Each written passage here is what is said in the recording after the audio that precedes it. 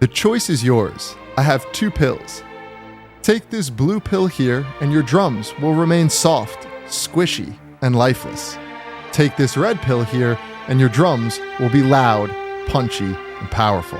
In this video, I'm going to show you a cheat code on how to achieve these loud, punchy drums, and here's the kicker. We're not going to eat up any extra peak volume or headroom.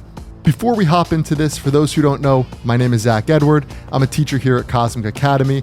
We're an artist development program that's been around now for 10 years. We've worked with over 500 students, and the only thing we care about are results. The students get them. They sign to some of the biggest labels like Spinnin, Toolrom, Anjuna, Armada. They also play some of the biggest festivals like Ultra and EDC.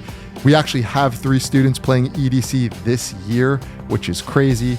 So hopefully with this video on our YouTube channel, we can help you get some of those results. And without further ado, let me show you this amazing tip with our drums.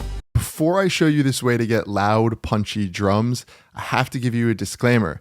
If you do this and it sounds like shit, it's because the way you did it is causing it to sound like shit. There are no number values. It's not turn a number to 6, turn this one to 5.5. It doesn't work like that. The technique I'm going to show you is what you're going to use. The values are going to be different. It depends on your signal, depends on your sound, depends on the plugin you're using. So take the approach I'm showing, and it's on you to make it sound great. It's possible. You could definitely do it. Now, the first thing we're going to do to start getting these loud, punchy drums is take our mouse and click the like button. And the reason we're going to do that is it helps this video reach more people. It helps our channel reach more people. For real, we're here to help. We're putting these things out for free. We put these videos out almost daily. So hit that like button. It helps us out. Also, for your sake, hit the subscribe if you're not already following us. We're putting out almost daily videos at this point, and it's covering all different things from production techniques. Justin's delivering some really good business branding, social media marketing type things. So definitely hit the subscribe. You don't want to miss our next videos. Let's talk about, though, creating these punchy drums. So the first thing I want to do is find the volume, the peak volume of these drums that we're starting with no processing on them. So if you look at this meter, we're going to measure what the peak volume is pre-processing.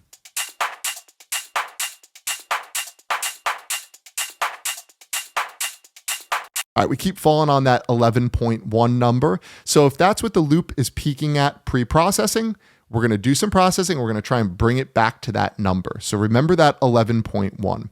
First thing we're going to use is a transient designer. Now, in this case, I'm using the SPL transient designer. Truthfully, you could use anything. That's why I kind of started saying there's no number values. I'm just using this specific one. Use any transient designer. It doesn't matter. What we're going to do, though, is try and shape the attack. We can bring out and pronounce those transients using this attack knob. The other cool thing I could do is shape the tails, so like the tails of my hi-hats, the tails of the clap, using this one. So we'll kind of play with both. Let me show you the over-exaggerated sound, and then we'll dial into something that actually sounds pretty good.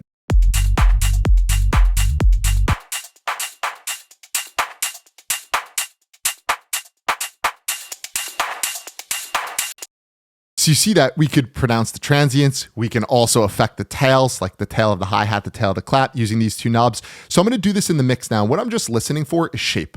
I want my transients to pop. I'm going to also play with the sustain, and I kind of want it to just fit the rest of the groove of what I have going on with my kick and bass line.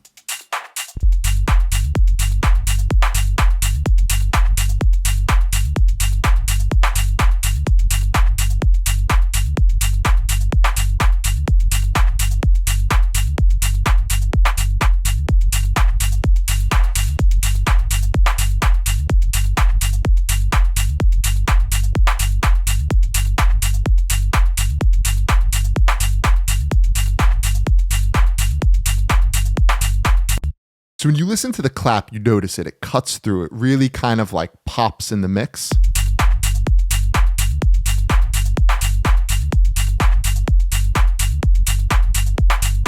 All right, now we are getting a little overload, so let's bring the output gain down.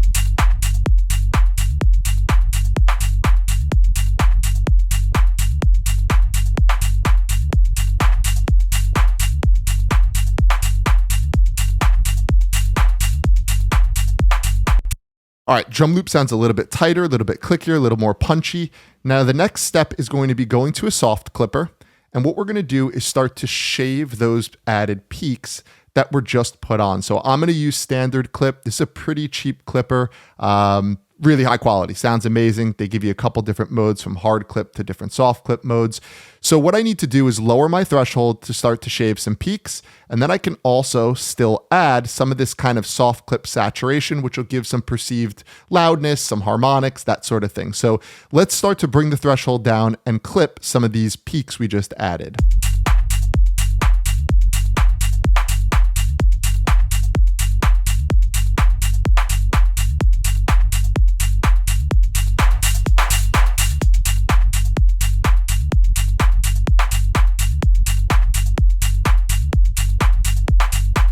To pause real quick, I just want to show you what standard clip the soft clipper is doing to the peaks. So when we added those transients using the SPL Transient Designer, it's adding peak volume. Now the soft clipper is literally going to shave those peaks down. So watch what happens visually. We're going to use an oscilloscope plugin. This is called Smexoscope. It is free.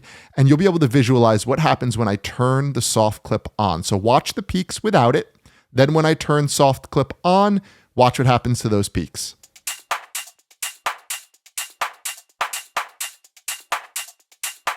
On. Off. On. So notice when I turn it off and on, it almost sounds identical, yet the difference visually is without the soft clipper on, these peaks are outrageous. With the soft clipper on, there are no peaks anymore. It's shaving them off. So what we're doing is pronouncing the transients, over pronunciation of the transients, then cutting the peak volume that's added. Now the final step is going to be to just match our volume pre-processing to post-processing. So if you remember, we were working with that number that was minus 11.1. All right, so that's the peak volume of the loop with no processing whatsoever. Now I'm going to turn on my Transient Designer and my clipper, and I want to adjust the output gain of the clipper because that comes last in my chain. I want to adjust the output to match that 11.1. So when I turn this on and off, there is no change in peak volume. It is just a change in what we did to the shape of the sound. I'm going to increase this. I want to get it up to minus 11.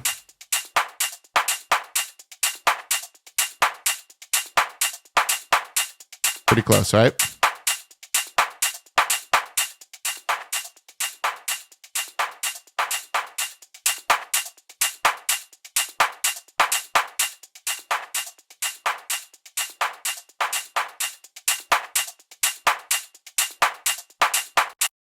It's crazy because they sound completely different. One of them is punchy, transient, aggressive. It's going to cut through a mix. The others sounds good, little soft, little weak, little smooth. They're the same volume. They're going to eat up the same peak volume. They're going to hit your limiter at the same time. They're going to hit the compressor at the same time.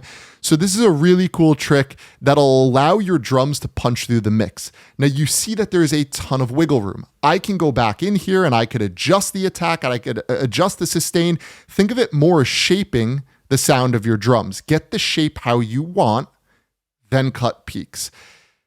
Cutting too many peaks is going to sound like shit. When we cut, we distort. So when you soft clip your peaks, it is going to cause distortion. If you go too far, it's just going to sound like washed out noise. It could smear some of those transients that you added. So this is somewhat of a fluid process. You're going to have to experiment, but the approach works. It's a very cool technique to get those loud, punchy drums without eating up excess peak volume. So try this out in your next production. Give it a shot. Use any plugins you'd like to achieve the same sound. I think it's going to be an eye-opening thing for you. You'll be able to use it and enjoy it. So run with it. If you haven't already, hit that like button. Be sure to subscribe. We have plenty of videos on the way, and I want to make sure I catch you in that next one. So until then, see ya.